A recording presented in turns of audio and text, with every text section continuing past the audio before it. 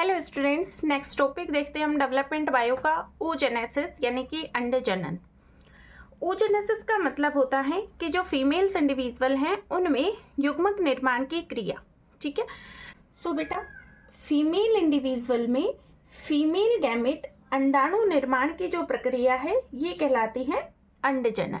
ठीक है, जो फीमेल गैमेट है अंडाणु, ये फीमेल रिप्रोडक्टिव जो ऑर्गन है ओवेरीज यानी कि अंडाशय उनमें प्रिपेयर होता है। फीमेल गैमेट अंडाणु मेल गैमेट की तुलना में बड़ा होता है और अगतिशील होता है। ठीक है, देखिए अगर हम फीमेल रिप्रोडक्टिव ट्रैक्ट के स्ट्रक्चर देखें तो हमें कुछ इस टाइप से स्ट्रक्चर देखने को मिलते हैं। देखो बेटा, ये जो स्ट्रक्चर आप देख रहे हैं ये है फीमेल रिप्रोडक्टिव ट्रैक्ट। ठीक है, फीमेल रिप्रोडक्टिव के मेजर पार्ट्स होते हैं, जैसे कि ये जो ट्यूब लाइक स्ट्रक्चर है ये है फैलोपियन ट्यूब। फैलोपियन ट्यूब के 3 मेजर पार्ट होते हैं, इस्थमस, एम्पुला और इनफंडिबुलम। ठीक है, फंडिबुलम से आगे फिंगर लाइक प्रोजेक्शंस होते हैं और इन्हें हम कहते हैं फिम्बरी। फिम्बरी से आगे प्रेजेंट होती हैं ओवेरीज। एक फीमेल में 2 ओवेरीज प्रेजेंट होती हैं, एक लेफ्ट हैंड साइड होती है और दूसरी राइट हैंड साइड होती है। ठीक है, बीच में यूटेराइन कैविटी प्रेजेंट होती है और ये जो स्ट्रक्चर है ये कहलाता है यूट्रस। यूट्रस मेजरली 3 लाइन से लाइन रहता है। आउटर मोस्ट लाइनिंग होती है पेरीमेट्रियम, मिडल लाइनिंग होती है मायोमेट्रियम और बिल्कुल इनर लाइनिंग होती है एंडोमेट्रियम। ठीक है, ये जो पार्ट है लोअर यूट्रस से लोअर जो पार्ट है ये होता है सर्विक्स और सर्विक्स से नीचे होता है वेजाइना। ठीक है, ये वाला जो पार्ट है ये कहलाएगा वेजाइनल ओपनिंग और जो पार्ट है सर्विक्स वाला इसमें ये जो कैनाल्स हैं, ठीक है, ये कहलाती है सर्वाइकल कैनाल। क्लियर है? ओवम फॉर्मेशन होगा वो कहाँ होगा? मेल रिप्रोडक्टिव ऑर्गन ओवेरीज में। ठीक है, ओवेरीज की अगर हम यहाँ से सेक्शन कटिंग करके एक एनलार्ज स्ट्रक्चर देखें तो हमें कुछ इस टाइप से स्ट्रक्चर देखने को मिलेगी। देखो बेटा, ये है ओवेरीज का एक सेक्शन कटिंग। ठीक है, ये जो लाइनिंग आप देख रहे हैं ये ब्लड वेसल्स हैं। ये कंप्लीट पार्ट कहलाता है स्ट्रोमा। स्ट्रोमा मेजरली 2 पार्टीशन में डिवाइड रहेगा। इंटरनल जो पार्ट है ओवेरीज का ये कहलाता है मेडुला और आउटर मोस्ट पार्ट कहलाता है कॉर्टेक्स। ठीक है, ओवेरीज जो होती हैं ये जर्मिनल एपिथेलियम से लाइंड स्ट्रक्चर होती हैं। ओवेरीज में फॉलिकल्स की क्या होती है? प्रिपरेशन होती है और लगभग एक फीमेल में 60 to 80,000 फॉलिकल्स प्रेजेंट होती हैं जिनमें ओवम फॉर्मेशन का काम होता है। ठीक है, ये जो ओवेरियन फॉलिकल्स हैं ये मैच्योर होती हैं और मैच्योर होकर के ओवम प्रिपरेशन करती हैं। लगभग 60 to 80,000 फॉलिकल्स में से ऐसा नहीं है कि सभी फॉलिकल्स क्या करती हो? ओवम फॉर्मेशन करती हैं। कुछ फॉलिकल्स डीजनरेट हो जाती हैं और मेनेस्ट्रल साइकिल स्टार्ट होने तक लगभग 400 से 500 जो फॉलिकल्स हैं वही क्या करती हैं? ओवम फॉर्मेशन करने का काम करती हैं। ठीक है, देखो बेटा, एक फीमेल में oogenesis की प्रोसेस तभी स्टार्ट हो जाती है जब वो मदर बॉडी यानी कि वॉम्ब में होती है। ठीक है, तो गर्भाशय से ही फीमेल्स क्या करती हैं? oogenesis इनिशिएट कर देती हैं, प्रारंभ कर देती हैं। तो फीमेल्स में होता क्या है? जब तक फीमेल्स डिलीवर्ड नहीं होती है यानी कि बिफोर डिलीवरी की अगर हम बात करें तो फीमेल्स क्या करती हैं? देखो, ये हमने पढ़ा कि कॉर्टेक्स वाला रीजन है और ये क्या है? मेडुला है। कॉर्टेक्स में क्या होता है? फॉलिकल्स मैच्योर होती हैं।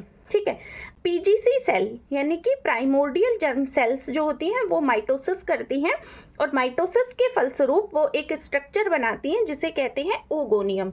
ओगोनियम एक डिप्लॉइड सेल यानी कि 2n सेल होती है जो फीमेल्स में एज एन स्टेम सेल स्तंभ कोशिकाओं की तरह कार्य करती है। ठीक है, अब ये ओगोनियम भी वापस से क्या करता है? माइटोसिस करता है और प्रिपेयर करता है प्राइमरी oocyte की। प्राइमरी oocyte भी कैसा होता है? एक 2n सेल होती है, डिप्लॉइड सेल होती है। ठीक है, तो प्राइमरी oocyte है इसके चारों तरफ कुछ स्ट्रोमल सेल्स कवर हो जाती हैं और जो स्ट्रक्चर बनती है वो कहलाती है प्राइमरी फॉलिकल्स। ठीक है, यानी कि प्राइमरी फॉलिकल का मतलब होता है बेटा primary oocyte plus granulosa cells. ठीक है कि यहाँ तक की जो प्रोसेस है पीजीसी सेल से प्राइमरी oocyte बनने की जो प्रोसेस है वो फीमेल्स बिफोर डिलीवरी कंप्लीट कर लेती हैं। ठीक है, अब उसके बाद लमसम 9 मंथ के बाद में फीमेल क्या हो जाती है, डिलीवर्ड हो जाती है, क्योंकि हमें पता है प्रेगनेंसी पीरियड होता है 9 मंथ का। ठीक है, अब 9 मंथ के बाद जब फीमेल डिलीवर्ड हो जाएगी उसके बाद में कंटिन्यूअसली जब तक कि फीमेल प्यूबर्टी हिट नहीं कर लेती है तब तक ये as a primary oocyte females में प्रेजेंट रहेगा। ठीक है, प्यूबर्टी हिट करने के बाद यानी कि लमसम 12 to 13 ईयर्स में ये प्राइमरी oocyte वापस से डिफ्रेंशिएट होगा। ठीक है, और डिफ्रेंशिएट होकर के फर्दर स्ट्रक्चर की प्रिपरेशन करेगा। लगभग 12 to 13 ईयर्स में जब फीमेल प्यूबर्टी हिट करती है तो उस टाइम फीमेल्स की बॉडी में कुछ अचानक से क्या आते हैं, फिजियोलॉजिकल चेंजेस आते हैं, जिसके दौरान उनमें एक स्पेसिफिक साइकिल चलता है जिसे हम कहते हैं मेनेस्ट्रल साइकिल। ठीक है, अब मेनेस्ट्रल साइकिल जब स्टार्ट होगा तो फीमेल्स में oogenesis की जो प्रोसेस है ये फर्दर क्या होगी, प्रोसीड होगी। देखो बेटा क्या होगा कि जब फीमेल प्यूबर्टी हिट करेगी तो GnRH उसके हाइपोथैलेमस से रिलीज होना स्टार्ट कर देगा। ये GnRH वर्क करेगा पिट्यूटरी ग्लैंड पर और पिट्यूटरी ग्लैंड LH और FSH हार्मोन का सिक्रेशन करेंगी। LH और FSH हार्मोन वर्क करेंगे कहाँ पर, ओवेरीज पर, जहाँ पर ओवम फॉर्मेशन की प्रोसेस फर्दर प्रोसीड होगी। ठीक है, देखो बेटा हमने अभी बात की कि हाइपोथैलेमस क्या करेगा, गोनेडोट्रोपिन रिलीजिंग हार्मोन का सिक्रेशन करेगा और ये वर्क करेगा पिट्यूटरी पर। पिट्यूटरी उसके फलस्वरूप क्या करेगी, LH और FSH हार्मोन का सिक्रेशन करेगी। ठीक है, तो जैसे ही फीमेल्स प्यूबर्टी हिट करती हैं तो मेनेस्ट्रल साइकिल स्टार्ट होता है। मेनेस्ट्रल साइकिल मेजरली 3 फेजेस में डिवाइड होता है। इसकी लॉन्ग वीडियो मैंने पहले डाल रखी है, आप चाहें तो उसे देख सकते हैं। ठीक है, हमने अभी बात की कि बिफोर डिलीवरी फीमेल्स क्या करती हैं, प्राइमरी oocyte बनाती हैं। अब प्राइमरी oocyte से किसकी प्रिपरेशन होगी, सेकेंडरी oocyte की। ठीक है, देखिए किस टाइप से मेनेस्ट्रल साइकिल मेजरली 3 फेजेस में डिवाइड होता है। फर्स्ट फेज होती है ब्लीडिंग फेज, सेकेंड फेज जो होती है वो होती है प्रोलिफरेशन फेज और थर्ड फेज होती है ल्यूटियल फेज। ठीक है, जो फर्स्ट फेज चलेगी यहाँ पर मेनेस्ट्रल साइकिल के दौरान क्या होगा, ब्लीडिंग होगी। सेकेंड फेज जो है प्रोलिफरेशन फेज, इसमें क्या होगा, एंडोमेट्रियम ग्रो करेगी वापस से। और सेकेंड जो फेज होगी प्रोलिफरेशन फेज, इसमें प्राइमरी फोलिकल्स जो अभी बनी थी बिफोर बर्थ, उसके बाद में primary follicle, secondary follicle, tertiary follicles की क्या होगी, प्रिपरेशन होगी। यानी कि जो थर्ड फेज होगी ल्यूटियल फेज, इसमें क्या होगा कि जो टर्शरी या मैच्योर फॉलिकल्स बनी थी, मैच्योर फॉलिकल रप्चर हो जाएगी। रप्चर होने से उसमें से सेकेंडरी oocyte जो है वो रिलीज हो जाएगा। सेकेंडरी oocyte रिलीज होने के साथ साथ सेकेंडरी oocyte अपने साथ कुछ लेयर्स को लेकर के आएगा। ठीक है, कौन कौन सी लेयर होंगी ये हम देखेंगे। अभी सिर्फ आप इतना देख सकते हैं कि जो थर्ड फेज होगी मेनेस्ट्रल साइकिल की, उसमें क्या होगा, ओव्यूलेशन होगा और ओव्यूलेशन के प्रोसेस के दौरान क्या होगा, सेकेंडरी oocyte रिलीज हो जाएगा। ठीक है, देखो सेकेंडरी oocyte बनता किस टाइप से है हम वो देखते हैं। प्राइमरी oocyte बना, प्राइमरी oocyte अपने साथ क्या लेकर आता है, ग्रेनुलोसा सेल्स लाता है। ठीक है, अब प्राइमरी oocyte जो है इसकी आउटर मोस्ट कवरिंग बनेगी जिसे प्लाज्मा मेम्ब्रेन कहेंगे और उसके बाहर वाली जो कवरिंग है वो होगी जोना पेल्यूसिडा। ठीक है, और फिर होगा ग्रेनुलोसा सेल्स। क्लियर, यानी कि प्राइमरी oocyte, प्लाज्मा मेम्ब्रेन और zona pellucida and granulosa cells. Next ये जो सेल्स हैं ये क्या होंगे, डिफ्रेंशिएट हो जाएंगी।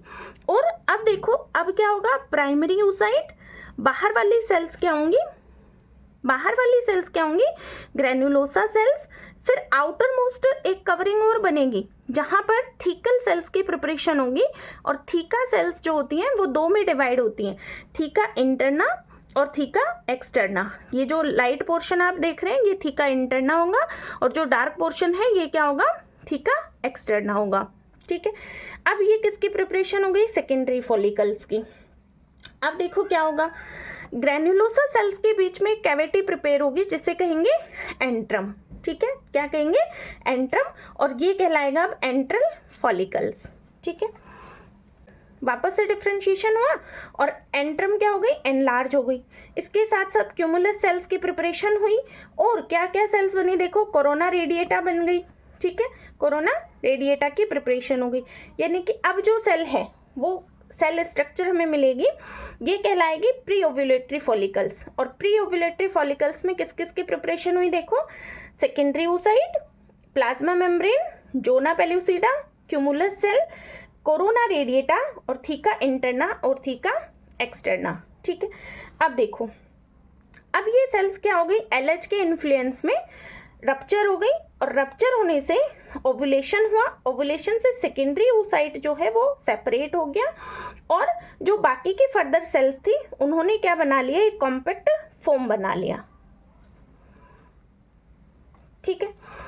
ये जो स्ट्रक्चर अब कहलाएगी, ये कहलाएगी सेकेंडरी oocyte, यानी कि फाइनली किसकी प्रिपरेशन हो गई, प्राइमरी oocyte से सेकेंडरी oocyte की प्रिपरेशन हो जाएगी। ये सेकेंडरी oocyte ही मेंस्ट्रुअल साइकिल के दौरान फीमेल बॉडी से क्या होता है, रिलीज होता है। Ovaries per month secondary oocyte release करवाती है।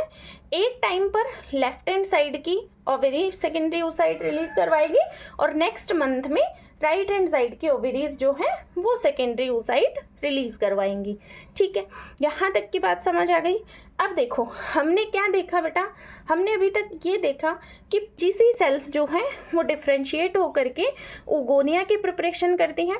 ओगोनिया से प्राइमरी oocyte बनता है और प्राइमरी oocyte में डिवीज़न होता है तो प्रिपेयर होती है सेकेंडरी oocyte, ठीक है। नेक्स्ट, अब देखिए ये जो सेकेंडरी oocyte बना है इसमें वापस से डिवीज़न होगा और प्रिपरेशन हो जाती है किसकी, ओवम की, ठीक है। इस पूरे प्रोसीजर को यानी कि अंड जनन की जो प्रक्रिया है इसको मेजरली 3 पार्टीशन में डिवाइड किया हुआ है। गुणन प्रावस्था, मल्टीप्लिकेशन फेज, वृद्धि प्रावस्था, ग्रोथ फेज, परिपक्वन प्रावस्था, मैचुरेशन फेज, ठीक है। देखिए अंड जनन की जो प्रक्रिया है उसको 3 पार्टीशन में बांटा हमने अभी देखा। सो फर्स्ट फेज चलेगी इसमें मल्टीप्लिकेशन फेज यानी कि गुणन प्रावस्था, जिसमें सेल्स क्या होंगी, डिवाइड करेंगी, है ना, माइटोसिस करेंगी। देखो पीजीसी सेल्स क्या होती हैं, डिप्लॉयड सेल होती हैं और ये क्या करेंगे, माइटोसिस करेंगी। माइटोसिस से ये किसकी प्रिपरेशन करेंगे, oogonia यानी कि एग मदर सेल की प्रिपरेशन करेंगी। क्योंकि माइटोसिस हुआ है तो ये भी कैसी होंगी, द्विगुणित होंगी, ठीक है। इनमें वापस से क्या होगा, माइटोसिस होगा और प्रिपरेशन हो जाती है बच्चे किसकी, प्राथमिक oocyte की और फॉलिकल सेल्स की। तो प्राथमिक oocyte कैसा होता है, डिप्लॉयड होता है और फॉलिकल्स या फिर इनको क्या कहते हैं, न्यूट्रिटिव सेल्स भी कहते हैं।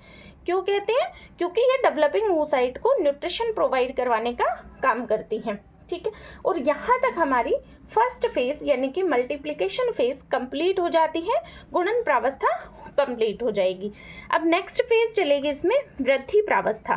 वृद्धि प्रावस्था में क्या होगा, ये जो प्राथमिक oocyte है ये न्यूट्रिशन लेगा फॉलिकल सेल से और अपने जो आकार है उसमें क्या करेगा, वृद्धि करेगा, ठीक है।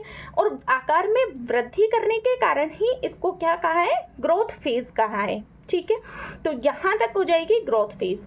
ग्रोथ फेज 2 सब फेजेस में डिवाइड हो जाती है, प्री वाइटलोजेनेसिस यानी कि पूर्व पीतक काल और वाइटलोजेनेसिस पीतक काल, ठीक है। इसका हम एक सेपरेट वीडियो देखेंगे, वो हम बाद में बात करेंगे। आगे चल मैचुरेशन डिवीजन चलेगा। जो ग्रोथ प्राइमरी oocyte बना था इसमें होगा मैचुरेशन डिवीजन। मैचुरेशन डिवीजन 2 में डिवाइड होता है, फर्स्ट मैचुरेशन डिवीजन और सेकेंड मैचुरेशन डिवीजन। जब फर्स्ट मैचुरेशन डिवीजन होगा तो ये मियोसिस होगा और इसमें किसकी प्रिपरेशन होगी, द्वितीयक oocyte और फर्स्ट पोलर बॉडी की। द्वितीयक क्योंकि मियोसिस हो रहा है और मियोसिस में क्या होता है, क्रोमोसोमल नंबर हाफ हो जाते हैं, यानी कि अब सेकेंडरी oocyte कैसा होगा, हैप्लॉइड सेल बनेगी। इसके अलावा एक और सेल बनेगी जिसको हम कहेंगे फर्स्ट पोलर बॉडी। अब इनमें सेकेंड मैचुरेशन डिवीजन होगा जो कि समसूत्री टाइप का होता है या फिर मियोसिस सेकेंड होगा। इसमें किसकी प्रिपरेशन हो जाएगी, अंडाणु की या फिर फीमेल गैमेट की और सेकेंड पोलर बॉडी की प्रिपरेशन हो जाएगी। पोलर बॉडी जो होती है ये डिजनरेट हो जाती है और फाइनली हमें क्या मिल जाता है, एग या ओवम मिल जाता है, जो कि फीमेल गैमेट की तरह फंक्शन करेगा, जो बड़ा होगा मेल गैमेट की तुलना में और अगतिशील होगा, ठीक है।